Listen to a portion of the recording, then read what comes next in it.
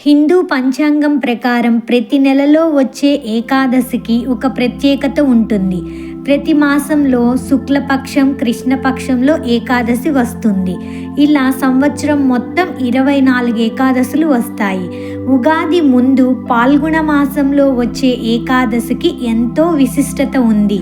పాల్గొన మాసం కృష్ణపక్షంలో వచ్చే ఏకాదశినే పాప విమోచన ఏకాదశి అంటారు. దీనినే పాప నాశని ఏకాదశి అని కూడా అంటారు. అంటే పాపాలను తొలగించే ఏకాదశి అని అర్థం. దీని వెనుక ఒక కథ ఉంది.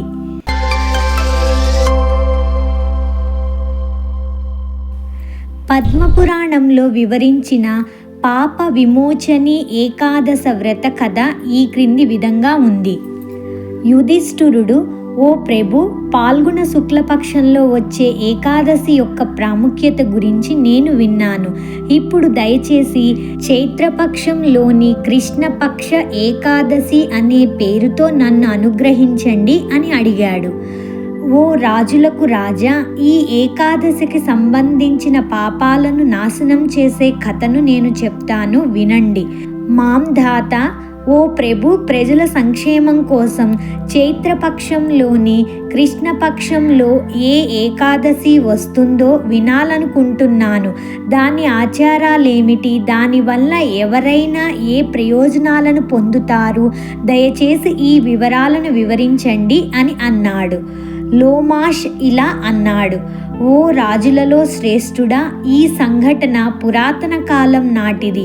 గంధర్వుల కుమార్తెలు తమ సేవకులతో ఆనందంగా తిరుగుతున్న అప్సరసలచే అలంకరింపబడిన చైత్రరథ అనే అడవిలో తన మంత్రముగ్ధమైన స్వరానికి ప్రసిద్ధి చెందిన దేవలోక వనదేవత మంజుఘోష మేధావి ఋషిని ఆకర్షించడానికి వెళ్ళింది.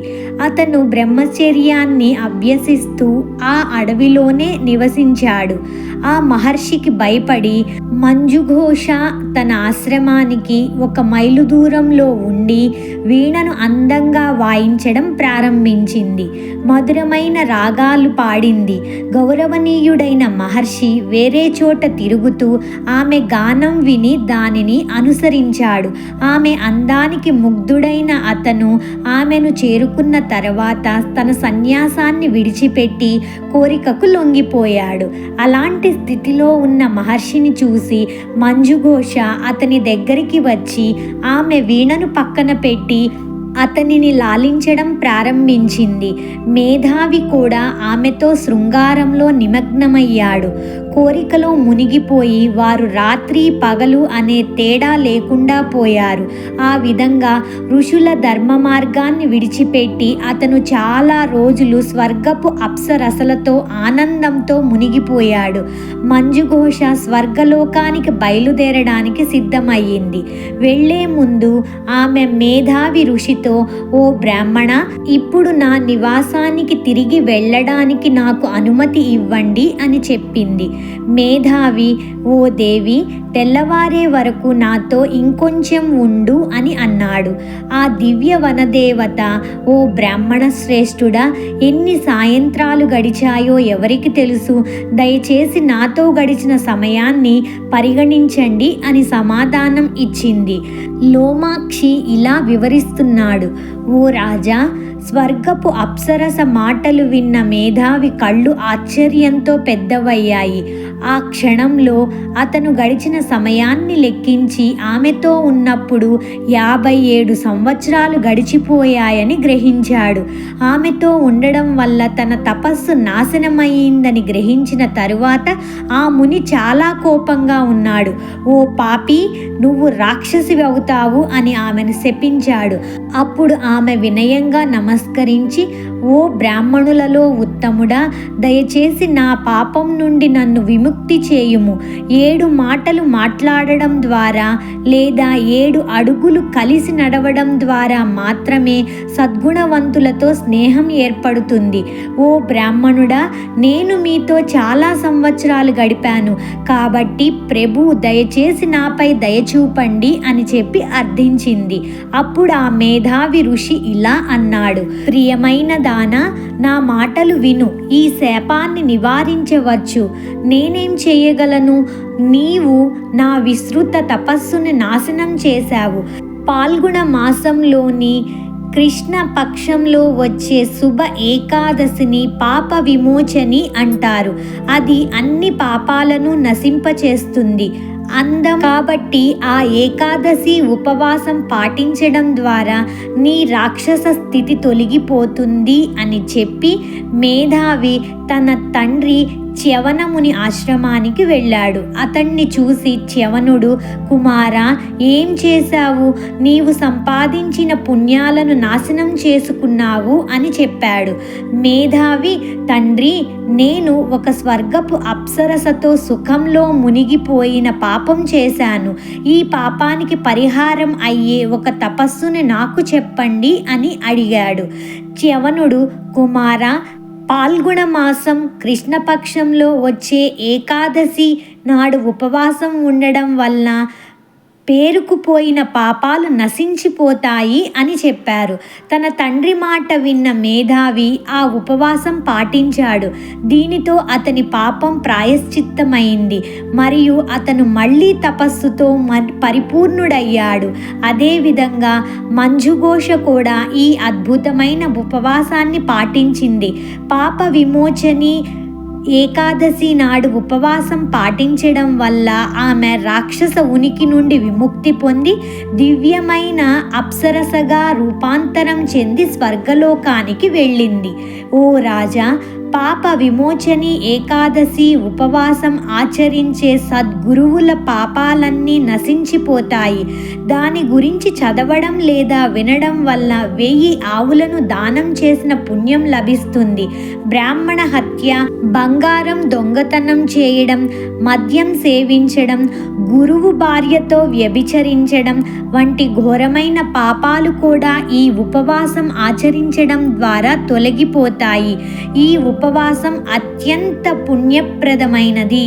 ఉపవాసం అంటే మనం భుజించే ఆహారాన్ని ఈరోజు భుజించకుండా ఏదో ఒక ఫుడ్ మానేసేసి ఉండడం కాదు. ఉపవాసం అంటే స్వామికి దగ్గరగా ఉండడం, స్వామి స్మరణలో కాలాన్ని గడపడమే ఉపవాసం యొక్క నిజమైన అర్థం. దానిని గుర్తుపెట్టుకోండి.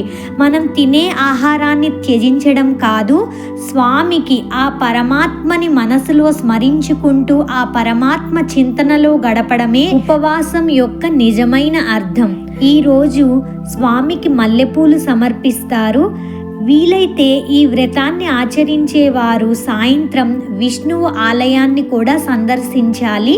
పవిత్ర భగవద్గీతలోని పుణ్యమైన అధ్యాయాలను పఠించడం వంటి ప్రత్యేక కార్యక్రమాలు దేవాలయాలలో నిర్వహించబడుతూ ఉంటాయి. ప్రముఖంగా ఇస్కాన్లో ఈరోజు చాలా విశేషంగా జరుపుతారండి. పాప విమోచని ఏకాదశి యొక్క ప్రాముఖ్యతను భవిష్యోత్తర పురాణం అలాగే హరివాసరం అనే పుస్తకంలలో వివరించారు.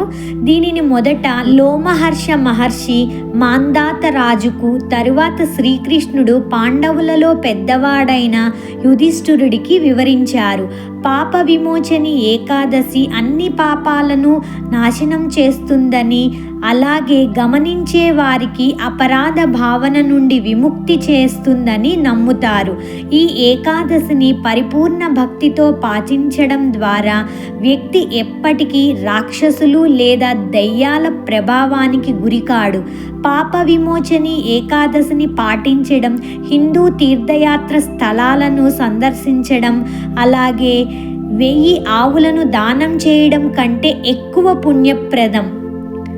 శుభప్రదమైన ఈ వ్రతాన్ని ఆచరించే వ్యక్తి అన్ని ప్రాపంచిక సుఖాలను చివరికి త్యజించి విష్ణువు యొక్క స్వర్గపు రాజ్యమైన వైకుంఠంలో చోటును సంపాదిస్తారు.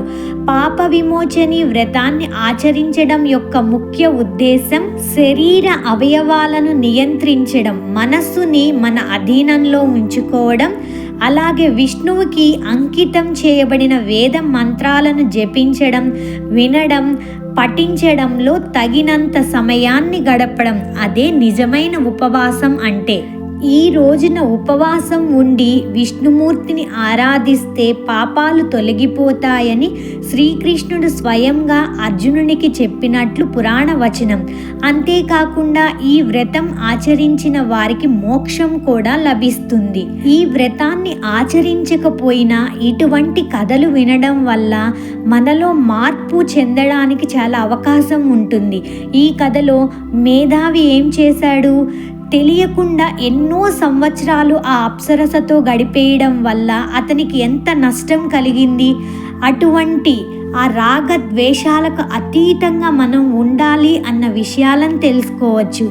అలాగే చేయడం వల్ల ఆయన ఏమైంది, మళ్ళీ ఆవిడ్ని శపించడం, ఆ తర్వాత మళ్ళీ ఈయన ఆ తపస్సుని పొందడానికి మళ్ళీ తపస్సు చేయడం. ఇదంతా ఎందుకు? మొదటే మన మనస్సు మన కంట్రోల్లో ఉంటే ఇటువంటి ఆలోచనలు మనకి రాకుండా ఉంటాయి. ఇలాంటి మంచి విషయాలని మనం ప్రతి కథ ద్వారా ఎంతో కొంత నేర్చుకొని ఆచరించగలగాలి.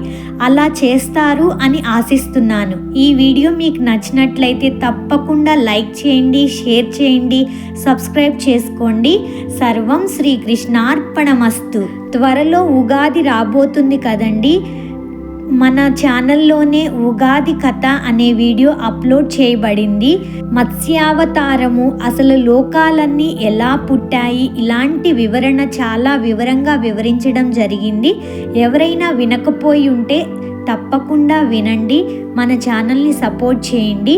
లింక్ డిస్క్రిప్షన్లో కూడా ఇవ్వడం జరుగుతుంది, గమనించండి.